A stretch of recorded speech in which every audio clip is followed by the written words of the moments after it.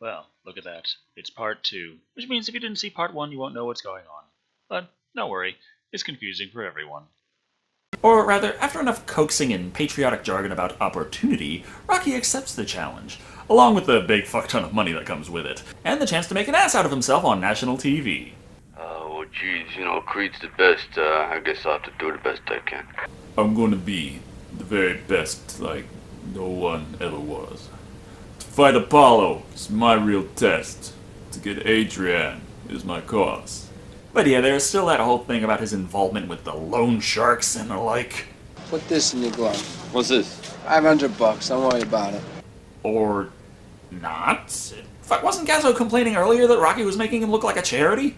Along with everyone else suddenly treating him like royalty, Mickey shows up at Rocky's place himself to offer his expertise as Rocky's manager. Bring the same night, so who gets the publicity? Figure that out. Dempsey. That's right, but why? Because he was champ. No! Because he had a manager. Jeez, this sounds like the same shtick people use to get folks to sign up for their shitty multi-channel networks. I need your help about 10 years ago, right? 10 years ago? Right. You never helped me, no. You didn't care. Well, if you wanted help. So, Rocky doesn't accept Mickey's offer to be his manager. He just yells at him. Like, a lot. You come around here, you want to move in here with me? Come on in, it's a nice house. Real nice, come on in and move. It stinks. Allegedly, this monologue here was ad-libbed on the spot, inspired by the fact that the apartment they were filming in smelled like shit. That's right, it stinks. Nevertheless, he realizes he still has to train, so after a morning cup of I won't be having eggs again for at least a few weeks, we get our first training montage, before Rocky meets up with Paulie at the meatpacking plant. The topic, of course, goes to Adrian, and it turns out Paulie has changed from wanting Rocky to get together with his sister to being psychotically protective of the woman. You ballin', huh? Hey, you don't talk dirty about your sister. Now I'm confused as fuck as to what the hell Paulie thought was gonna happen. Here, go out with my sister. But anything beyond a game of Yu-Gi-Oh! Is off limits, okay? Naturally, they argue, but Paulie punching the meat inspires Rocky to expand his training regimen.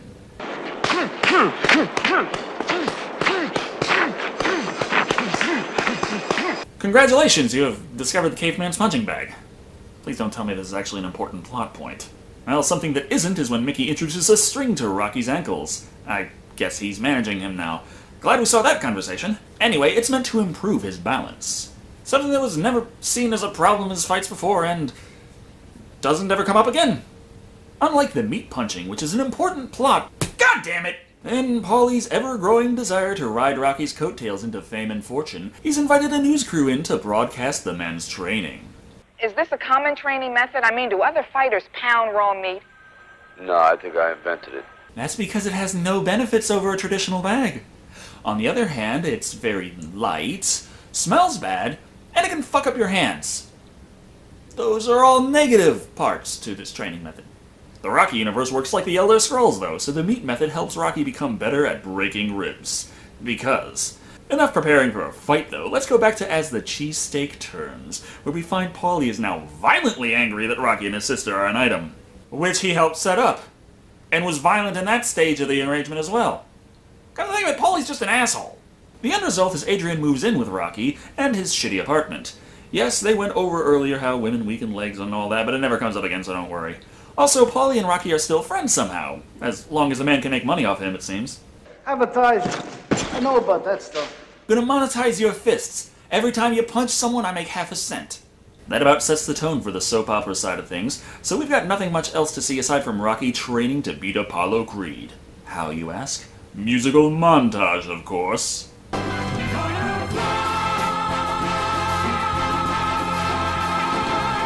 Also, that zoom in on top of the stairs is actually a zoom out played backwards. Want proof?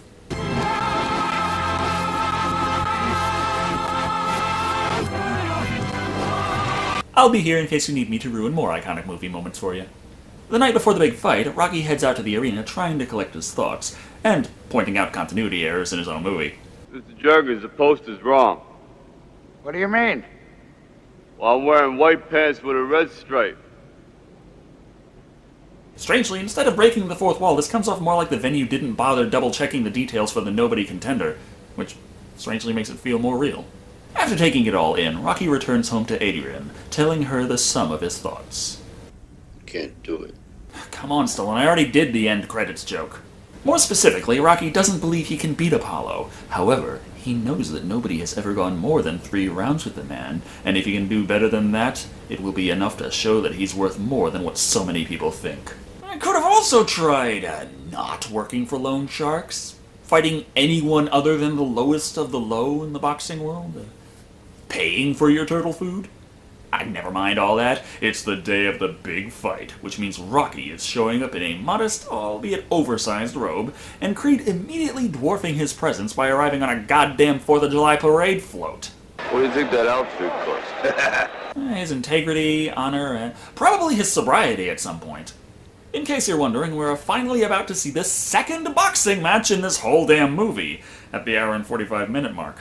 Eventually. I've never seen a fighter that concerned about his hair. Well, you've obviously never seen me fight, so...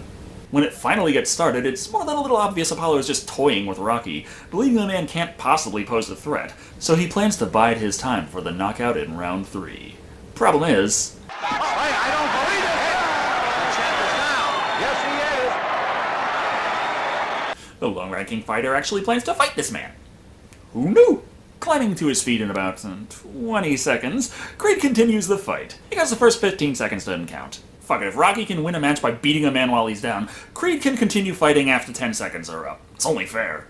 As the fight continues, Apollo lands a massive blow, breaking Rocky's nose, but this underdog isn't giving up, using his secret meat-beating arts to pound away at Apollo's ribs, seriously injuring the contender. Of course, the actors also suffered injuries during the shoot, as Stallone's ribs were bruised, and Carl Weathers' nose got a little damaged.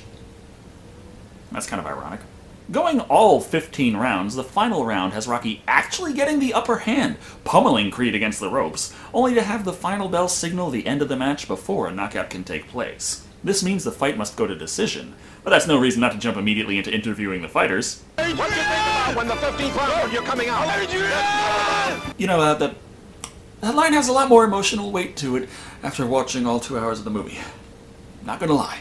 But the match ends up a split decision. And immediately they decide that just barely Creed wins. Rocky says he doesn't give a damn about a rematch, and the movie ends with a once unknown boxer embracing the love of his life, which is all he really cares about in this moment.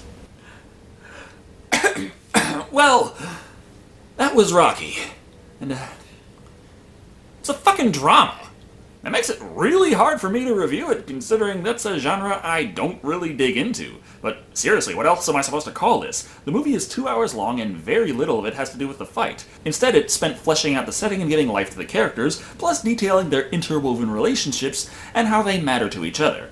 Despite it not being a genre I have much experience in, I will say, in my opinion, a good drama is one that will get the audience invested in the characters, and a great one will pull on the proverbial heartstrings to get an emotional reaction out of you, and in that sense, Rocky was phenomenal. The evolution of the relationship between Rocky and Adrian alone was enough, but the love-hate relationship with Paulie, while at times confusing, did give the world a real and somewhat unpredictable feeling. Of course, all movies have flaws, and Rocky is no exception. The idea that 1 week Rocky is working for a loan shark, and the next he's set to win tons of money, so the loan shark gives him $50,000 and bids him a good day? In what universe? Also, the things that come and go but don't seem to make any difference at all, like the string training or the talk about how women weaken legs, while it may flesh out the world more, it does feel kind of meaningless. At the end of the day, Rocky is a classic for obvious reasons. It's easy enough to get into, but complex enough to feel like it could be a true story. The characters have their own motivations and goals in life, and the most important thing, the movie does a damn good job making you feel what the characters feel.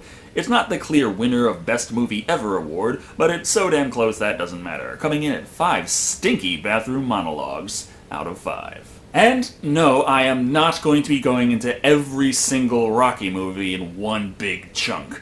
I think that would get really old really fast. Though, it's not that I have anything against Stallone. In fact, I'd really like to dig into more of his work. So much so, I think it's about time to make this official. It is now The Summer of Sylvester Stallone!